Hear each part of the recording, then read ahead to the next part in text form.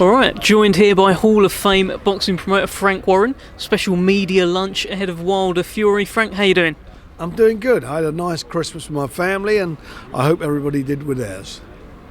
Yeah, I mean, it's been a good break, a good festive period. Can you tell me what the name of this restaurant is? Because I can't pronounce it as well as you. Ciccone's. Ciccone's, yeah, I'm calling it Ciccone's and all that. You've got so much more class when it comes to naming this. Now, let's talk about the reason that we're here. Let's take it all the way back to LA, December 1st, 2018, when the decision was read out that it was a draw. What were your immediate thoughts, and did you think that this fight would happen again? Tyson was robbed.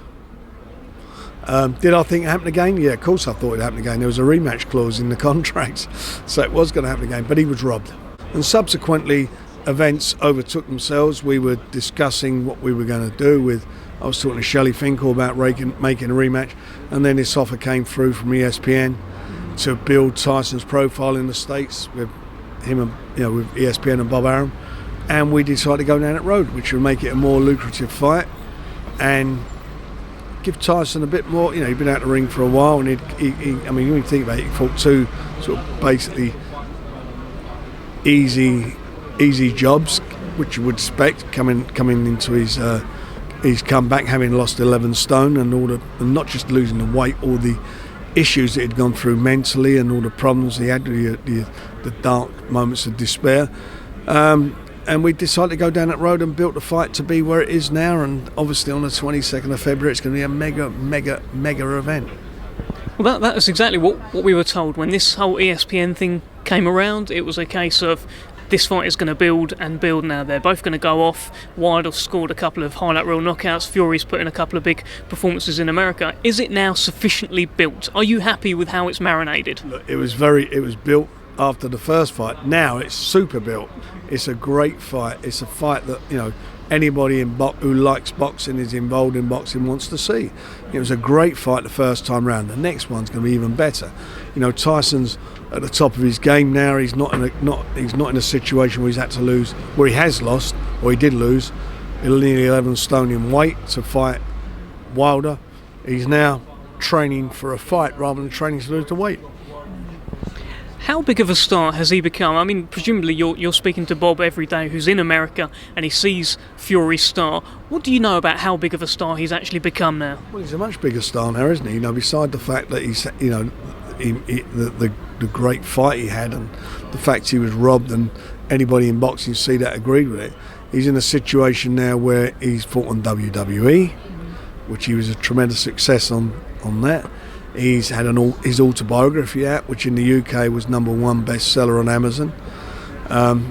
He's all the time he's doing something. He's a very, very busy guy. Even this Christmas, him and Robbie Williams had a Christmas single. So, he's a busy man, and he's broadening his appeal and his fan base. He's turned his career, and more importantly, his life around. He's gone from being this guy who he felt, which I felt wrongly, he felt was an outsider, is becoming inclusive now. And people love him, and they love him from where he's come from and what he's done. You mentioned how he's doing so many things, the Robbie Williams stuff, the wrestling, the book. When he was first training to fight Wilder the first time, and indeed on his comeback, it was all training, it was all boxing. As his promoter, are you not a little bit concerned that he's got too many fingers in too many pies ahead of this rematch? I hear where you're coming from. No, I haven't, because I feel that with him he needs to be doing something. If he's not got something going on, it may. I'm not saying it would, but it may affect where he's at. And the fact is, the WWE was all about being in the gym and training, so he was keeping himself in condition. He's working well, and the autobiography, it's not like he wrote it on the day. That's been going on for the last year or so now. So that's over a period of time. What he's been doing is out and publicising it. And the song he did with Robbie Williams, they went into the studio and done that in a day. So that's not affecting it. Another change is that he's no longer with Ben Davison. He's now being trained by Emmanuel Stewart's nephew, SugarHill. Do you know much about SugarHill? No, I don't, but Tyson told me that he worked with him many, many years ago when Manny Stewart was alive. He's Manny Stewart's nephew, and he was really happy with where he's at. Look, him and Ben had Ben done magnificent for him. You know, they were very close. They were like Siamese twins at the time. They were living together. Ben done a fantastic job in getting Tyson into a position where, you know, for him it was a good place to be. He done that, and he added a lot to where Tyson at. He was very close with him. He lived with him. All those things were fantastic. But Tyson and him now have got to a stage where they've had a chat, and it's an amicable separation. I hope they work together in the future. Who knows? Anything happens in boxing, as we all know.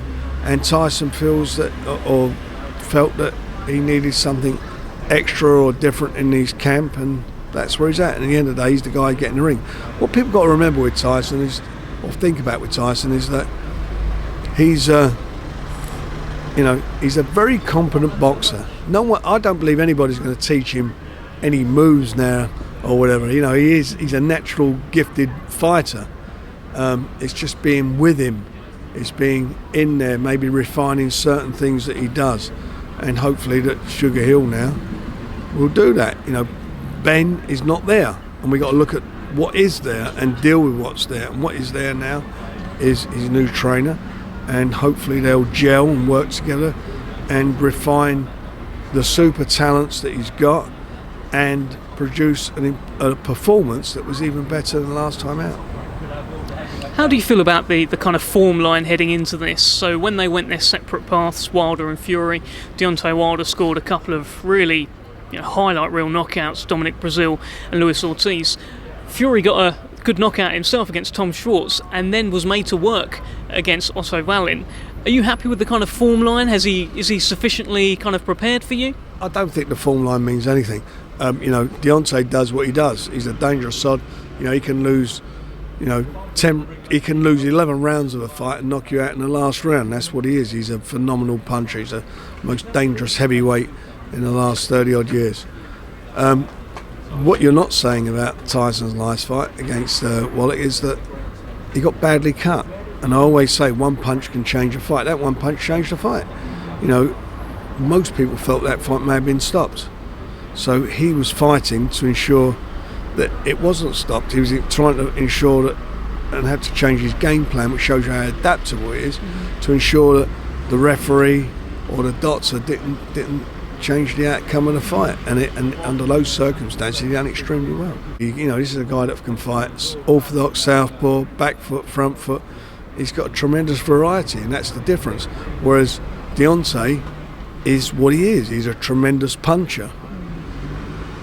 What do you feel Tyson needs to do differently, if anything at all? Because obviously many felt he won the first fight. How do you feel he needs to approach this fight? Does he need to do anything differently in the rematch? I think he needs to do exactly what he did last time. He'll be fitter, he'll be better, he'll be more able, and I believe he'll stop him. You're predicting the Fury knockout? I'm predicting he will stop him. I think it'll be too much for him in every department. Because he's got a few stoppages himself, Tyson. He's, I think, around three quarters. Anyone think he can't fight? Yeah. He can't punch. He can't punch. I think well over three quarters of the opponents he stops. He's very. And look, you look at that last round. He got off the floor, and at the last sort of 30 seconds of that round, he weren't far away from. I don't believe he's far away from stopping Deontay. You see, he was certainly backing him up. Well, he was backing him up, and he was in trouble. Remember, this is a fella getting off the floor. Everybody thought, including myself, it was all over. Tell me this, Frank. The way this whole story has unfolded has been magnificent. The viral moment of Fury getting up off the canvas. If you were given the option of having the win, instead, just a points win, instead of everything that's happened, would you have taken it, or would you have taken the draw? No, I'd taken the win, because there was a rematch clause anyway. That's what it was. I wouldn't have taken him, and he should have got the win. And there was a rematch clause.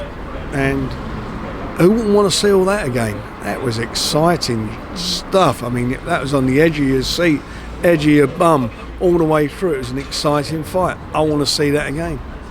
Well, we will see it again, February 22nd. Have you got any word on the undercard? Do we know anything about that 8 weeks away? No, nothing yet. That'll be sorted out in the next week or so. Tell us, why is the winner of this fight the best heavyweight in the world? Well, Tyson is the best heavyweight in the world, and Ring Magazine agrees with me. They're both undefeated. They didn't get beat by some little fat guy. There's been a bit of talk of Anthony Joshua sparring Tyson Fury.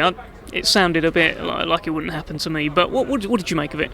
Well, look, I actually think Anthony Joshua said that. I don't believe he was serious, and I think he mixed it himself. Sometimes you say things, you say them. I mean, I've done it. In an interview, you say something, and I thought, what did I say that for?